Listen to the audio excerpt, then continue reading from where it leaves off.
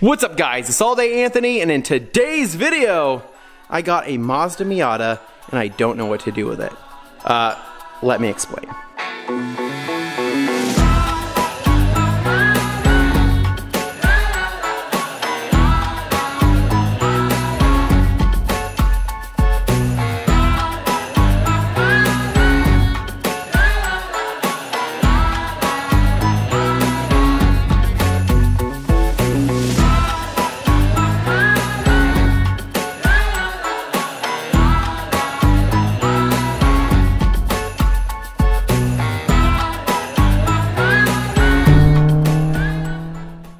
Alright guys, so I don't even really know where to begin with this car or the whole story behind this car or anything like that.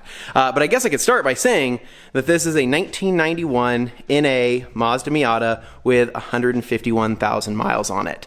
That is currently in a weird gray area of ownership. Now, what I mean by that is that this car is owned by an extended family member who is currently going through a whirlwind of life changes, and she acquired this in a separation from her ex-husband. And now it's sitting in my garage because she doesn't know what to do with it. I don't know what to do with it, and here it is. So this car is not unfamiliar to me, and about 5 years ago I actually detailed this thing to about as perfect as I could possibly get it. And within those 5 years, the car has sat in storage, sat under a tree, sat in storage, sat under a tree, sat in storage, sat under a tree, sat in storage, sat under a tree, sat in storage, and then sat under a fifth wheel. And that's where I found it. And so this car right now is in need of some serious love. That's the first place to start. That's what I know. But at this point in my life, I can't have another car. I have too many cars and I don't have the time. I mean, if I'm being completely honest with you guys, I would love a Miata. I would love this car, but I don't think it's in the cards. Not right now, at least. And so, I mean, with that said, if this video gets like 100,000 views and people absolutely freaking love it and want to see more of it, then maybe I could pull some strings and, you know, see what could happen. But as it currently sits, I don't think that this car is currently in its right state in order to potentially sell it. But I figured in that time, I could spend that time hopefully fixing it up a little bit to maybe get a little bit more money out of it or whatever it might be. I mean, I would love just to say, hey, here's some cash, I'll take it, I'll fix it up, and I'll go from there. But I just don't know if that's in the cards. So let me walk you through this thing because it's actually pretty cool. It drives great. I got it over here, but there's a whole slew of things and stories behind this car which make it even more interesting. But yeah, let me go ahead and jump into this. All right, so starting with the engine first, here is the evidence of it sitting under a tree for maybe months on end. Now, with the car sitting for so long, it needed a new slave cylinder, and that needed to be replaced before I could take it home.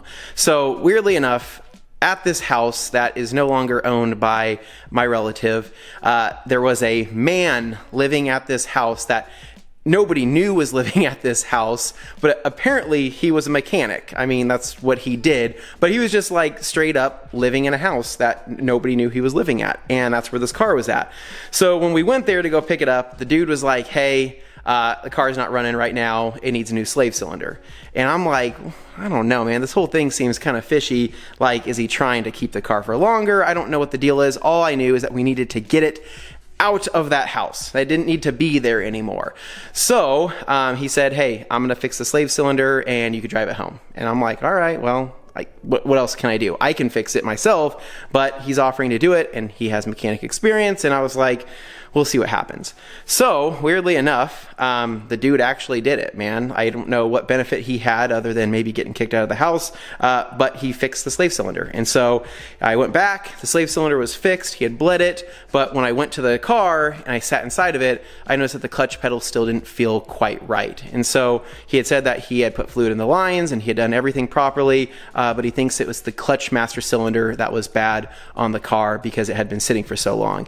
And so after pumping it, I put it into first gear, it would slowly kind of bog down and die, and I'm like, all right, this definitely feels like a CMC. So I talked to him about it and he goes, I'll just fix it, I'll just throw a new one in there. And I'm like, this squatter guy is really nice. okay, cool. So yeah, he went and put a new CMC in there, and the car started right up, and I started driving it, and the thing felt freaking amazing. I don't know what else to say. The car really does run and drive good, despite the way that it may look and how dirty it is and all the leaves and things like that. But I think that this can all be cleaned up really, really well. Now, in a previous life, that's the other kind of fun fact about this thing. This was like an ex-autocross car. You can see all of the tech inspection stickers right here, but I believe that this was autocross and it was set up for that. And right now you can see that the car is on Kosei K1s, which are a super throwback wheel that I was like pumped to see, because I forget all about these wheels, and then I see them in person, I go, those things are badass and they're very lightweight. Now, as far as the tires go, they're on Yokohama, I don't know, off the tread pattern right off the top of my head, Neovas, I think that's what they're called. So they have a pretty aggressive tread pattern, but I think that these tires are relatively old. They're not dry rotted necessarily, but they're just old. But they still grip pretty well, and they did on the drive over. And so anyway, at this point in time, the car actually mechanically is completely sound. It runs great. It shifts smoothly. The clutch feel is absolutely awesome on it. And yeah, so I guess I could start there. Ex-autocross car, it's on coilovers. I have no idea what coilovers they're on. They have like this red dampening on here, and there's this little boot, or I don't know what the heck that is. Maybe it's part of the coilover itself.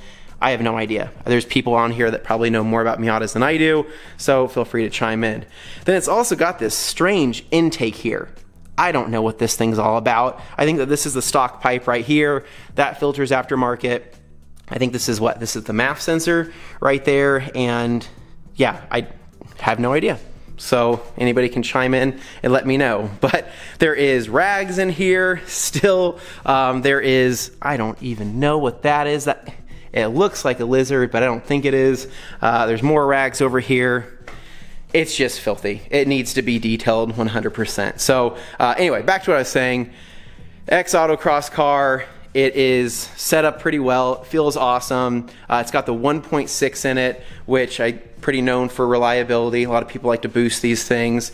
And it's got a little bit of a valve cover seep, but other than that, I wasn't really noticing any other major leaks. And so we'll see once the engine gets cleaned up, and I can kind of go from there. But yeah, so that's the engine, and we'll jump to kind of the other story from here. All right, so this next part of the story was something I wasn't going to tell on camera, mainly because it makes me uncomfortable, and there's just absolutely no association between this or myself or my family or my extended family or my extended family in this case. But it was just so weird, and I just seemed to find myself in the weirdest situations that I had to show you guys. So anyways, there's some choice stickers on this car, including the tech stickers, but also this one right here that I noticed when I went to go pick the car up, and I was like, that's not good.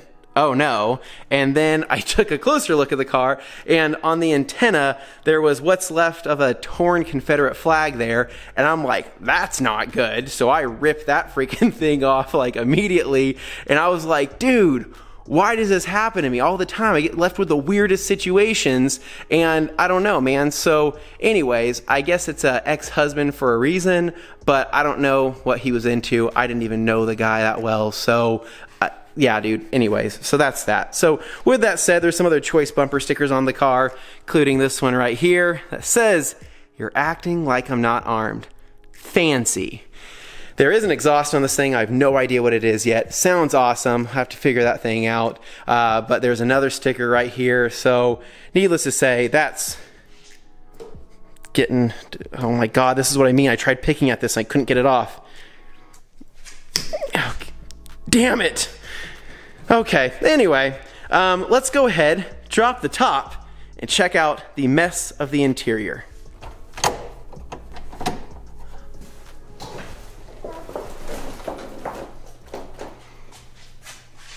Voila. All right, so the first thing I noticed was this roll bar here. This thing, pretty stout, man. That thing's not going anywhere. As far as the brand of it, I don't really know. Maybe this right there. Hard Dog, right? Whatever that means. Is that good? You guys let me know. I have no idea. But this thing is just, it's filthy, guys. It's in need of so much love. Look at the carpet.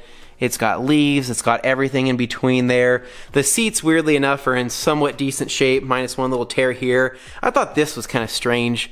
G-force, there's a harness in here. I'm guessing it was used for autocross, but it also still has the original seat belts, so those are there. And yeah, dash itself, 151,000 miles on it, and the steering wheel needs some restoration. But from what I could tell, everything works, which is awesome.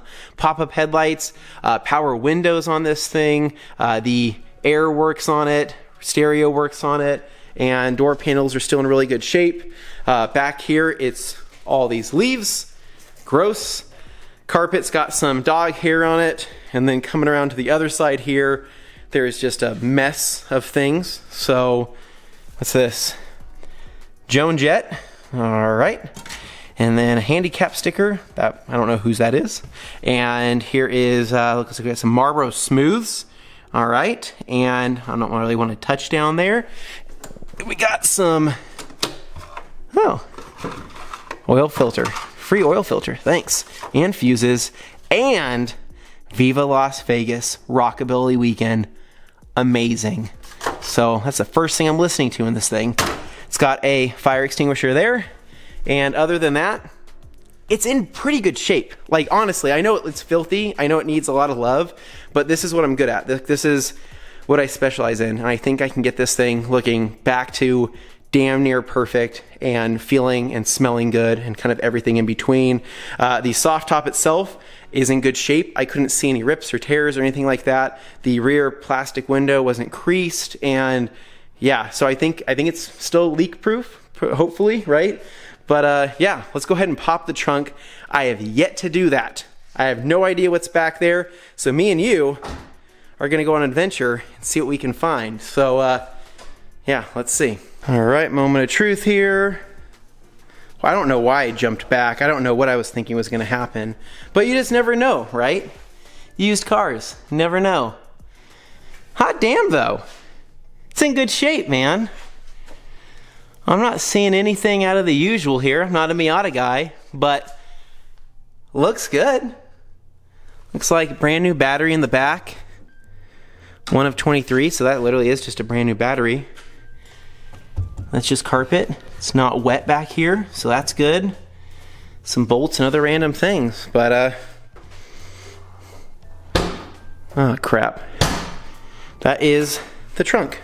Now, as far as the goofy body of this thing, taking a walk around here, it's actually in pretty decent shape. There is very few dings. There's a few paint chips here and there, but I think that this paint can all be restored back to life. Like 100%, I think it's gonna look absolutely awesome once I cleanse it and decontaminate it and then polish it. I think that this thing is gonna be shining. It's gonna look really, really good. A couple areas right here may have to touch up with this on this trim here, maybe a little bit of black paint or something like that. This all is from, I believe, just leaves, so that should all polish out pretty well. But yeah, I mean, structurally, it's in pretty damn good shape. So at this point, what the hell do I do with it? I don't know, man. I have no idea. What do you guys think? I think the first step is to detail the crap out of it and get this thing back to as nice a condition as I possibly can, which includes the engine bay, the interior, the paint, like quite literally everything. I mean, hell, I could even potentially ceramic coat this thing, but I think that this thing is probably gonna get sold. I doubt I'm gonna be able to keep this thing, which kind of sucks because it's a weird story. It's kind of a weird car, but it drives great. It's really, really fun, and I totally get why people love Miatas. They are a blast to drive. I get it. But to be honest, I would love to see this thing go to a friend. I would like to see it go to somebody that I'm still close with, that I can still kind of see the car and check on it and whatnot, just because it's just, yeah, it's a cool Miata. It's got decently low mileage, and it's in good shape, minus being absolutely filthy. So who knows? Hopefully a friend will buy it. I'm trying to talk my friend Dane into buying this thing once it's all cleaned up. He's kind of hesitant, So I don't know, let me know what you guys think. So we're gonna close out this video with a little bit of driving footage of me enjoying that Miata lifestyle with the top down. And yeah, we'll figure out what the game plan is, but I think the next video will probably be me just absolutely cleaning the hell out of this thing, and we'll see where it goes from there. So as always, if you guys enjoy these kind of one-off videos, please make sure to give me a big thumbs up, subscribe down below for more, and I'll catch you guys in the next one. This is All Day Anthony. Peace.